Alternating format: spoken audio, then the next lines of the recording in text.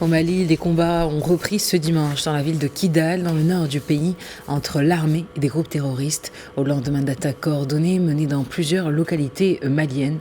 Les explications tout de suite. L'actualité ce dimanche 26 avril, c'est la reprise d'intenses combats dans la ville stratégique de Kidal entre les forces armées maliennes et les groupes armés terroristes.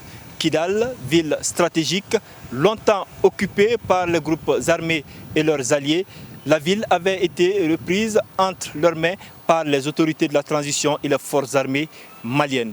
À croire aujourd'hui, avec l'intensité des combats depuis hier, que les groupes armés et leurs alliés mettent tout en œuvre pour reprendre cette ville qui était restée sous leur coupe réglée de nombreuses années. Hier, au journal de 20h, le porte-parole du gouvernement, le ministre Issa Ousmane Coulibaly, le général de brigade, avait en tout cas annoncé que toutes les villes qui avaient en tout cas fait l'objet d'attaques terroristes, la situation était sous contrôle, notamment à Gao, Sévaré et à Kati.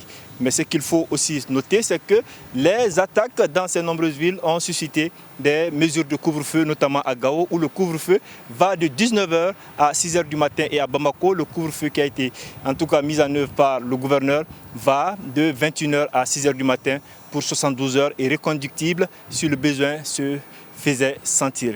Dans la journée, en tout cas, il est certainement attendu des communiqués des forces armées maliennes pour, n'est-ce pas, informer les populations sur le déroulement des combats et aussi leur issue au niveau de la ville de Kidal. À Bamako, Mohamed Danyoko pour Médien TV.